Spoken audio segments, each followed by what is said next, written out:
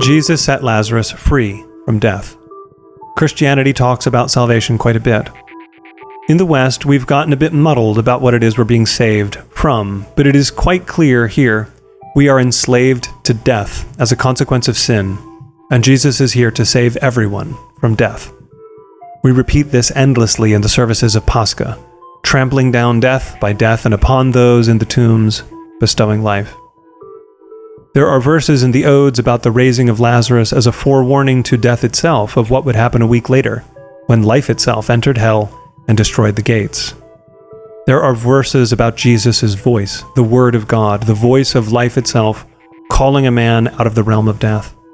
There are verses about Jesus' own weeping, being a confirmation of the fullness of his incarnation. Let's go back to the 11th chapter of St. John's Gospel account and look at the translation of what Jesus says to Mary and Martha a bit more closely. I'm going to start in verse 25, but this time I'm going to replace some of the words with what would be an equally valid translation, which we rarely, if ever, see in English Bibles. It has to do with the Greek word pistis, which is almost always rendered in English as either faith, belief, or believes, but could also equally be something like faithful or faithfulness, depending on the grammar. So let's hear what Jesus has to say to Martha's affirmation of the resurrection on the last day, with this change. Jesus said to her, "I am the resurrection and the life. He who is faithful to me, though he die, yet shall he live. And whoever lives and is faithful to me shall never die. Are you faithful to this?"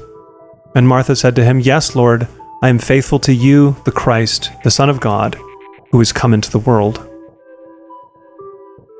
We are told of Mary's faithfulness to Jesus in the 10th chapter of the Gospel account of St. Luke, where she is contrasted with her sister, who is doing a very good thing in being concerned about the hospitality of her guests, but Mary is doing the better thing.